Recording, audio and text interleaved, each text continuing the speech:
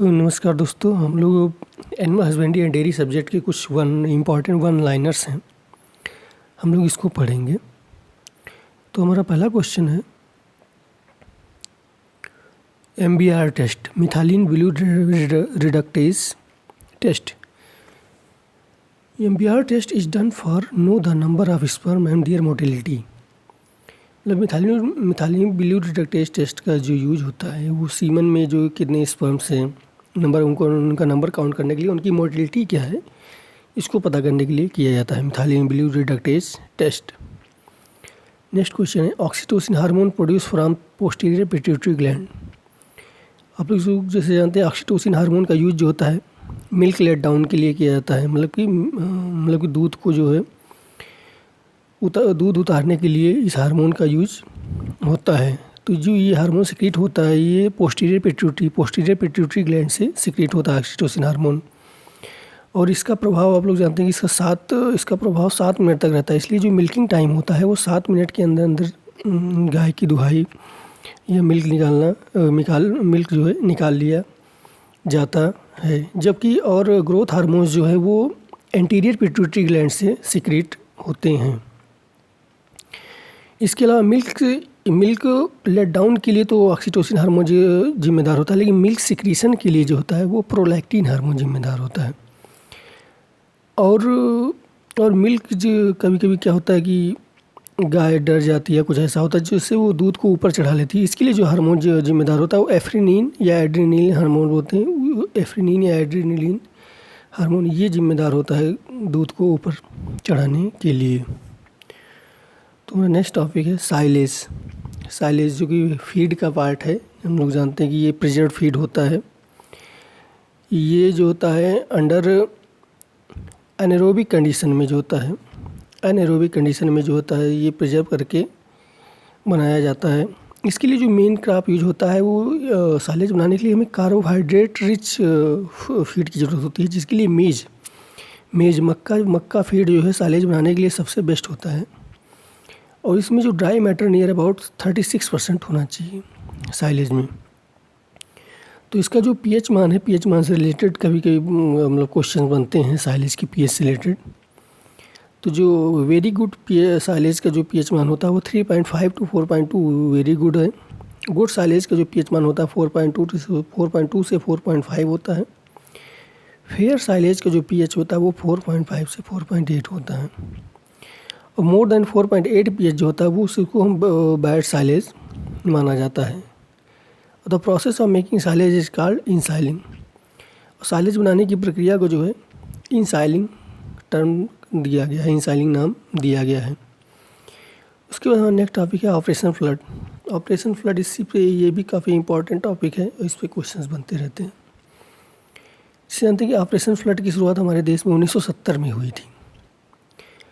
1965 में जो है NDDB national dairy development board की स्थापना हुई थी 1965 में आनंद गुजरात में। उसी के बाद जो है 1970 में जो है वर्ल्ड बैंक की सहायता से जो होता है ऑपरेशन फ्लड हमारे देश में आया था 1970। क्योंकि पूछ लिया जाता है कि किस 5 ईयर प्लान में, किस पंचवर्षीय योजना में शुरुआत हुआ था। तो आप जानते हैं 50 से पंचवर्षीय योजना शुरू हुई थी 1951 से। तो चौथा पंचवर्षीय 1970 में जो है 4th 5 ईयर प्लान था जब हमारे देश में ऑपरेशन फ्लड शुरू हुआ। तो ये 3 स्टेजेस में पूरे हुए थे। पहला स्टेज जो चला था वो 1970 से 78 तक चला था। दूसरा फेज चला था 1978 से 85 तक। और तीसरा जो चला था वो 85 से 95 तक चला था। और ऑपरेशन फ्लड के जनक श्री वर्गीज कुरियन जी जाने जाते हैं, जो हमारे बीच नहीं, उनकी डेथ हो चुकी है, वर्गीज कुरियन जी। और ये जो हमारे पूर्व प्रधानमंत्री थे लाल बहादुर शास्त्री जी, उनके द्वारा देखा गया सपना था कि NDDB की एक सहायता स्थापना की जाए। और उसी के बाद ये ऑपरेशन फ्लड आया था। और उसके बाद ही हम लोग जो है 1998 में जो है 1998 में हम लोग मिल्क प्रोडक्शन के मामले में पूरी दुनिया में हम लोग पहले स्थान पे आ गए हैं। अभी के सिनेरियो में जो हमारे यहाँ का मिल्क प्रोडक्शन है 176 मिलियन से ज़्यादा हम लोग यहाँ मिलियन टन से ज़्यादा मिल्क प्रोडक्शन हो रहा है। और जो ICMR की रिकमेंडेशन है कि पर कैपिटा कम से कम 280 ग्राम मिल्क पर डे पर पर्सन को मिले, उसकी भी लिमिट को हम लोग अवेलेबिलिटी के मामले में भी हम लोग उसको क्रॉस कर चुके हैं। और दूसरा क्वेश्चन है IDC Indian dairy corporation. IDC Indian dairy corporation Anand Gujarat, इसकी स्थापना जो होती है 1970 में ही हुई थी। आईडीसी की स्थापना, Indian dairy corporation Anand Gujarat की स्थापना 1970 में हुई थी। अब नेक्स्ट क्वेश्चन है डायरेक्टर ऑफ एनडीडीबी। इसमें जो है पुराना डाटा लिखा है कि डॉक्टर अमिताभ पटेल हैं। अभी प्रेजेंट में जो NDDB national dairy development board Anand Gujarat ji की स्थापना 1965 में हुई थी, उसके इस समय जो डायरेक्टर हैं वो मीनेश शाह हैं, मीनेश शाह। और हमारा नेक्स्ट क्वेश्चन है मिल्क कैटेगराइजेशन की डिफरेंट मिल्स का अलग अलग स्टैंडर्ड सेट किया गया है उनके फैट और एसएनएफ के आधार पे। तो जो स्टैंडर्डाइज्ड मिल्क होता है, स्टैंडर्डाइज्ड मिल्क का फैट है 4.5%, एसएनएफ होता है उसमें 8.5%। Standardized milk 4.5% fat, 8.5% SNF. Full cream milk की बात करें तो उसमें 6% फैट होता है। सीप और गोट मिल्क का जो स्टैंडर्डाइज्ड फिक्स है, सीप और गोट के मिल्क में जो फैट जो है 3.5% होता है, एसएनएफ होता है 9% होता है। वैसे रिकम्बाइंड मिल्क में फ़ैट जो स्टैंडर्ड फैट है वो 3% है, एसएनएफ 8.5% है। पीएच ऑफ मिल्क की बात कर लें, मिल्क का पीएच क्या होता है? जो फ्रेश मिल्क होता है उसका जो पीएच होता है 6.6 होता है नियर अबाउट। और मास्टाइटिस डिजीज अफेक्टेड मिल्क का पीएच मान बढ़ जाता है, उसका पीएच होता है 6.7 से लेकर के 7.5 होता है। वहीं कोलेस्ट्रम जिसको खीस बोलते हैं हिंदी में, उसका पीएच मान होता है 6 नियर अबाउट, एवरेज जो होता है 6 पीएच होता है।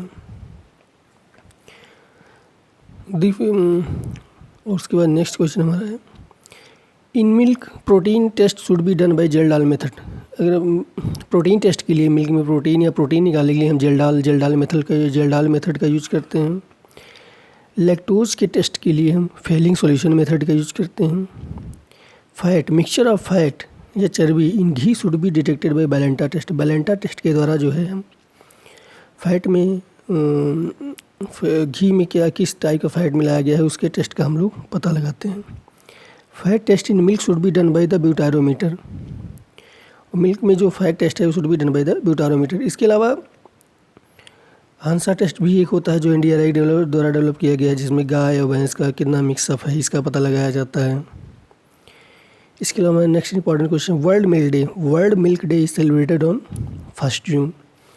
वर्ल्ड मिल्क डे जो होता है 1 जून को मनाया जाता है, जबकि 26 नवंबर को जो है नेशनल मिल्क डे मनाया जाता है।